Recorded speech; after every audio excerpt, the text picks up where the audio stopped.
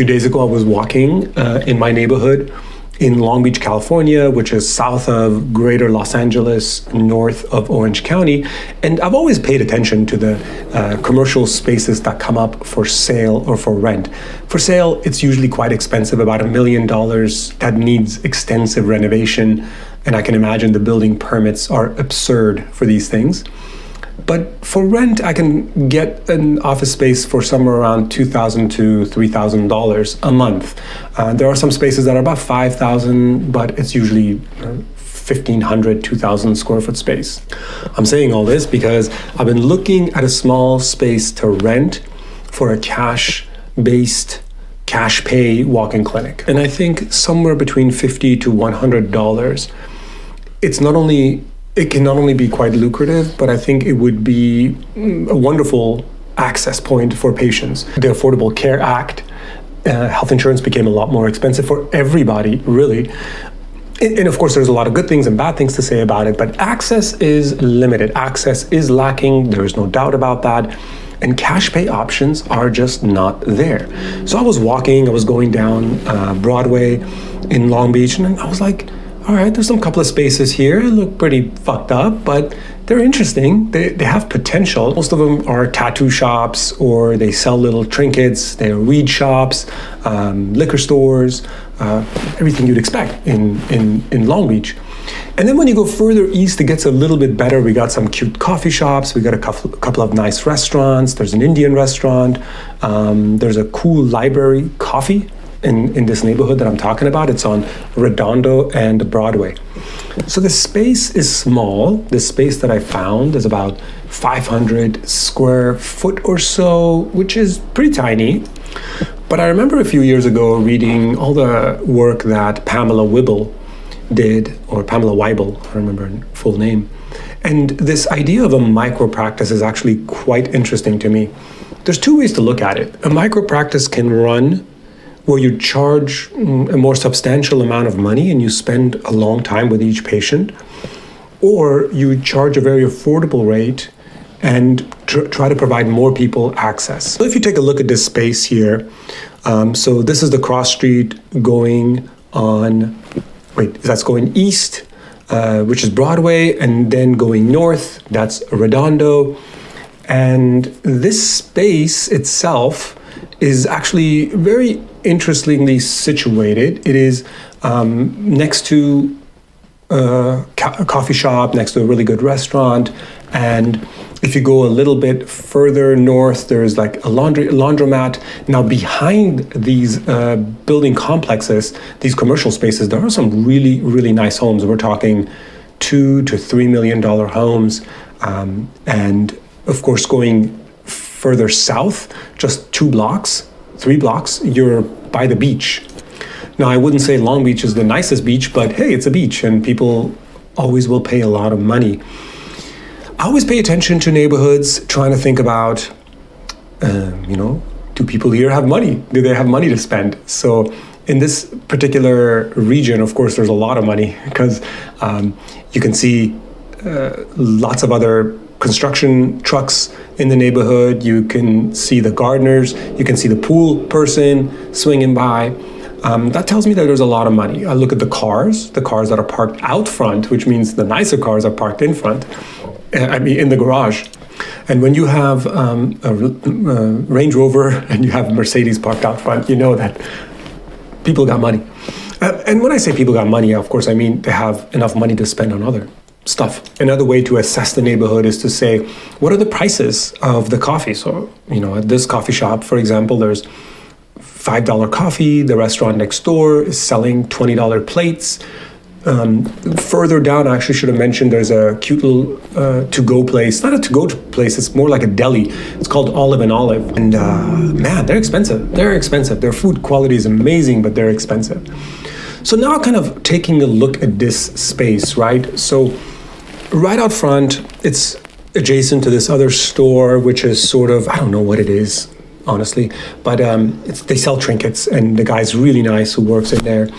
And this space itself, when you go in, it's got kind of a small walkway with a ramp, so that's ADA compliant.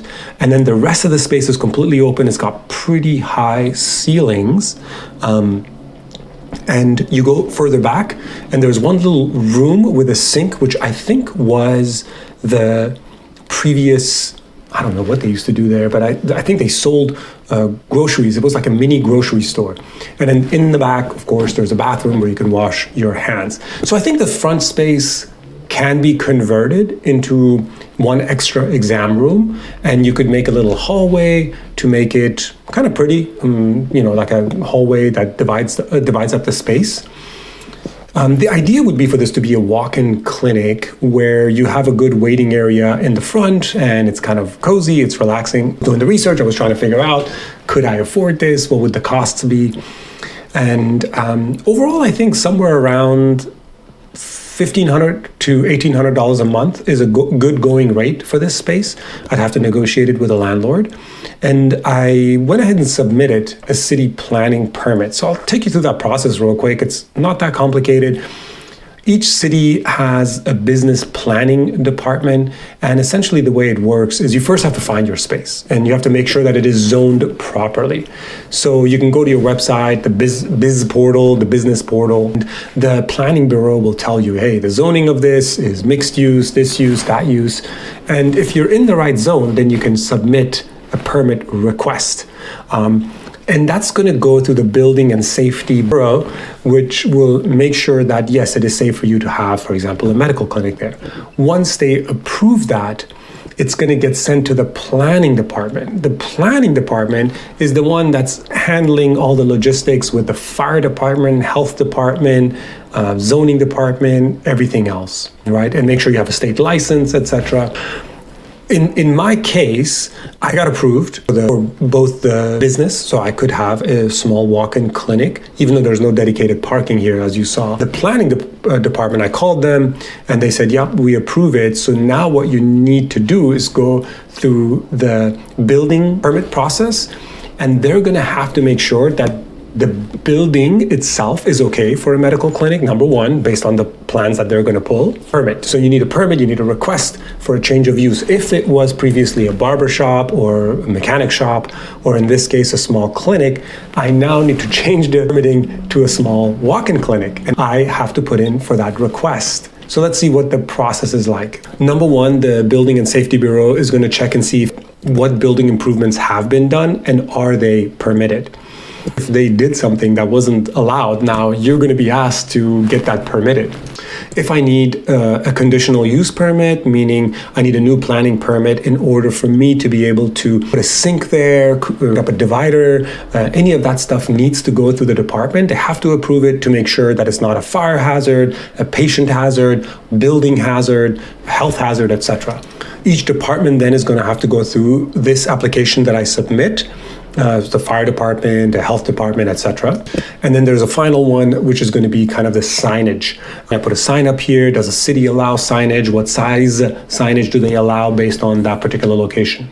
So this is always the difficult part. You got all that figured out, and you submitted your application, and now the question is, when do you hire that architect or professional? So in this case, it's still a bit early. What I can do myself is I can go into the space, I can take a bunch of measurements, I can write down where the outlets are, where the electrical panel is, where the plumbing panel is, or I can take a photo of all that, take it to Fiverr.com, Fiverr.com, and somebody can do that all for me. Essentially, they would create a layout, an engineering plan, a layout plan. And that's going to be necessary for the approval for the planning permits, because that's kind of like my construction documents. This is what I'm going to submit.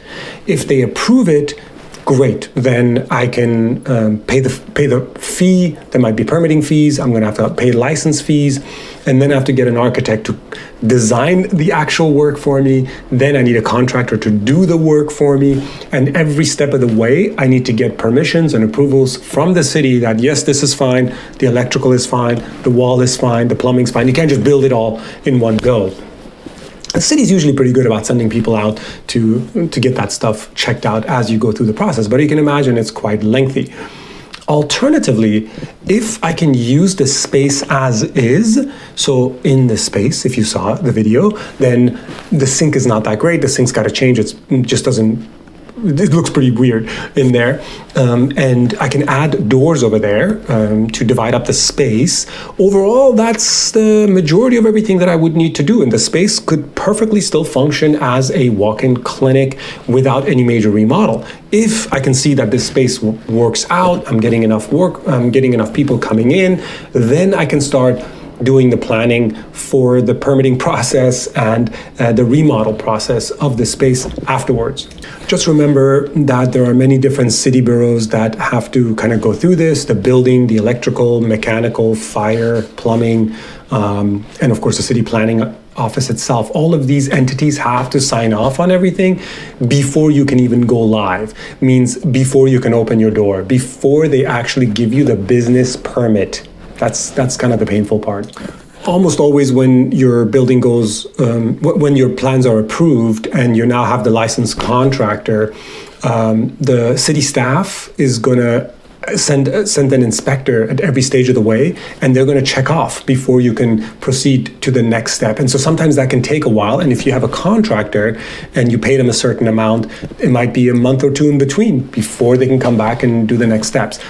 Ideally, you want a contractor who has a good understanding of the city's permitting process, because they can usually get it expedited. The way it works in most places, in Long Beach in particular, once everything's approved, everything's done, the construction's ready to go, you get a certificate of occupancy where after all the inspection and everything's signed off, which means that all the construction work is approved and everything is ready to go. There's no issues, there's no red flags from the city. At this stage, I would apply for the business license, which are a few other forms, and I would pay the business license fee. So you don't have to do that yet. Now remember, the business license for us physicians is separate from your state medical license. The business license is what you would need to conduct business in the city, right? So that's very different. Each city is different. Most cities they generally are trying to help you to run your business. So even though it's kind of slow and lengthy and costly, don't think it's, they're not trying to block you. Most cities are going to have, in their development services, they're going to have a planning office, a building and safety office, and they're going to have an economic development office. The economic development is trying to get a certain number of businesses represented in the city, especially businesses that are needed. Childcare, clinics, addiction centers, gas stations, pharmacies, etc. Right? So they're trying to work with it. And they have usually people that are assigned that can be, they're called site selection assistants. So they actually will help you like, hey, this is a great location. This is where a lot of need, we have a lot of need for those kind of people. So my city certainly has that. I'm looking at my city right now, and they have a lot of great resources. There are a few other places that you can look for assistance. So for example, the Long Beach Small Business Development Center, I forgot what they're called, but they have a name. That's one place where they give you free assistance, they enroll you, they tell you what the permitting process is like, they even have contacts whom you can reach out to. There's something called the Biz Care program, BIZCARE, and it's very similar. And they can give you tons of resources: who to contact, when, how, why, how much does it cost, give you an idea.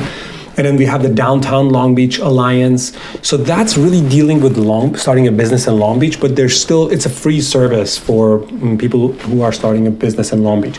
So I know I said a lot in this video, but I wanted to give you an idea of what it takes to understand, when I want to open a clinic, how do I do it?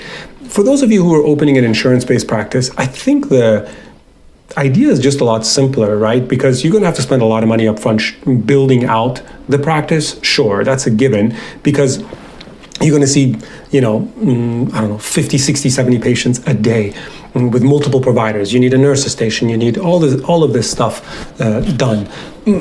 Or you might be in a big medical office building, and you know that you're going to get a lot of referrals from other people. Even if you're a cash-based clinic, you might not get a lot of referrals from that kind of network. But usually if it's an insurance-based network, the insurance company is going to send you lots and lots of patients. So overall, it's very different. So this cash-based idea, I think the visibility is important. The fact that it will be a place where people are walking by a lot, so they're going to interact with it in many ways, that's pretty critical.